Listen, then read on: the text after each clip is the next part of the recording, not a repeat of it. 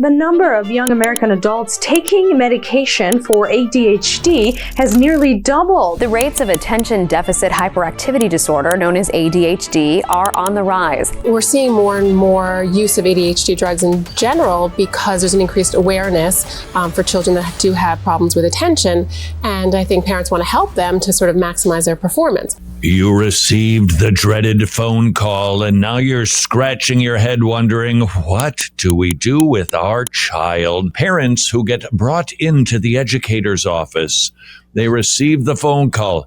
We need to talk to you about your child. With fear and trepidation, you go sit in a little teeny tiny chair. That just doesn't affect you at all. And the teacher informs you that your child has ADHD.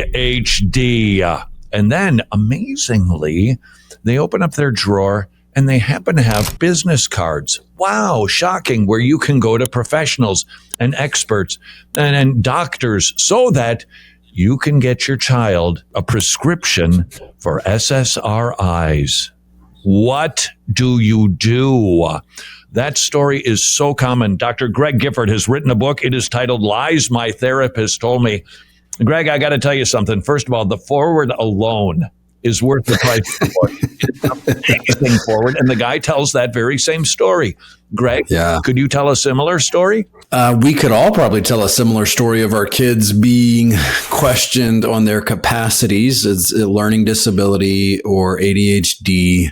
And now our school psychologist has a test, a written test, by the way, not a lab work, not a CT scan or MRI, a written test to diagnose them with a disorder, a mental disorder from the DSM-5.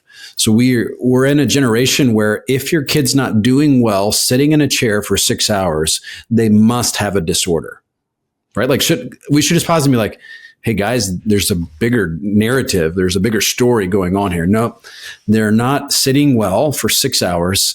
So we must diagnose them with something. Yeah, 6 hours for a kid. For some of us, that was waterboarding. I mean, Right. We were just fidgety, which is, by the way, that's one of the marks that your child has ADHD. They fidget. My daughter's story was that if somebody walked down the hall, she'd turn her attention from the teacher to see who it was. I call that inquisitive and curious. They called it ADHD. Greg, your son was brought up on charges of ADHD, right? It's true. Yeah, it's true. It even came up again this spring. So as I wrote the book, and it was 5th grade or 6th grade, I forget the grade off the top of my head, where we did the whole school psychologist evaluation. We want to test him to see if he has learning disabilities, ADHD. But even this past spring, we again, same son, met with 2 school psychologists who began to tell us the way that anxiety works for kids and sent us a YouTube video on the way that anxiety affects the brain. And now all of a sudden, I'm sitting in front of 2 counselors making mental health assumptions when my son's grades were bad. So we went from bad grades to there must be a mental health explanation for why he's doing what he's doing. Wow. All right. Was there encouragement then to not just watch videos, but to maybe get a prescription? You're going to love the encouragement. My wife and I still chuckle at it. When he gets tense, encourage him to take his hands, to push them together and to squeeze, and then to release. And that will help with his anxiety. And so I went into that meeting communicating, if you guys use a mental health term at all, mental illness term at all, I'm out, we're out. Don't use that term with my kid in this situation. So they didn't. They used anxiety and they talked about the brain a lot. They gave us weird recommendations, but we didn't leave there because I was so assertive and clear about the way that the meeting was going to go and how I didn't want any diagnostic criteria or diagnoses thrown around. Walk a Christian parent through how they should process receiving the phone call and then being informed their kid has ADHD.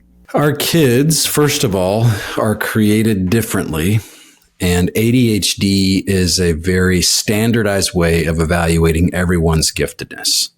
So why is it that conversation's coming up? It's probably related to poor performance in academics at school, probably, and maybe some behavioral stuff. So what your school psychologist and teacher are trying to do is to get additional resources that come from the Individual with Disabilities Act. There it is. There. It's true. It's right there. I was looking for that nefarious reason for all of that.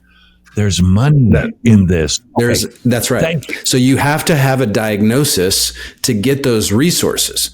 So, they have a C, let's test them. And why are we testing them? Because we need a label. And why do we need a label? To actuate or realize the resources that come with IDEA. So as a parent, you're thinking like, well, I don't want to hold back what's good for my child. I want to help them. These are the experts. This is what they're recommending. So you're getting pulled into this lazy river, funneling your kid into therapeutic terminology. And you have to be able to pause and say, but wait a minute. How are you diagnosing them? Who are you comparing them with? You mentioned this, I think it was last week on Wretched. The youngest student in the class is the one most likely to be diagnosed with ADHD. And the greatest difference is your birth month. Are you born in August or September, depending on when school lets you start as a 5-year-old. The youngest students in the classes are boys who are less developed, less mature, and they're the ones with the most probability of being diagnosed with ADHD. So then what do we have? Like, we need to get more resources. Who's being diagnosed? The youngest, least mature kids. As a parent, you should just say, well, wait a minute.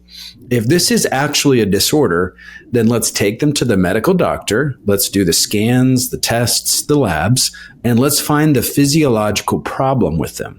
And if there is no proof that there is a physiological problem, then you as a parent are going to say, school psychologist, thank you, but please keep your label perspective to yourself. We don't want to hear it. And please don't label my child with your made up illness. We just talked about the reason the kid's being diagnosed is because they've got ants in their pantsitis and they can't focus on assignments. And you use the word giftedness. Okay, so they don't have a super long attention span. So what? That's the way that God made them. Should I give a kid like that a prescription for being young? Right. Wait, let them mature a little bit. Let them get out of the junior high age and into high school. See how they're able to discipline themselves. Ask yourself questions like, are they able to focus in other areas of life that they really enjoy? And what you'll find is most kids, the answer is yes. They can watch a movie for an hour and a half, locked in, super focused. They can play video games for 2 hours, 3 hours with no breaks. So what does that show you? Your kid has the aptitude. They're just having to learn to do things that are boring and difficult. And sometimes, sorry to make fun of school, but sometimes school is just boring and difficult. And students are learning they have to persevere. Yeah, and to give them a label and then a medication when they just, in fact, I would say this, I would bet money that if you took a student, let's say in ninth grade, who's struggling, that's the zone typically for diagnosing these kids, ninth grade, finish up the school year, their grades are terrible. Rather than giving them an SSRI, have them repeat the ninth grade. I'll bet their grades would improve because of maturity, not because of medication. Dr. Greg Giffords' book, and it's called Lies My Therapist Told Me. It'll help you, mom and dad. You need this book. Pastor, you need this book because we are the experts when it comes to mental health. You can get this book at fortisinstitute.org/lies.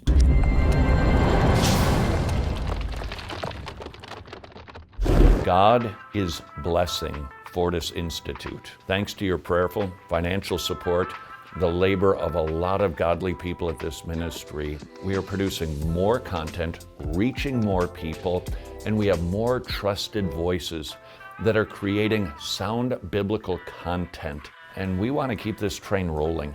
And so we have an idea to reach exponentially more people with gospel resources.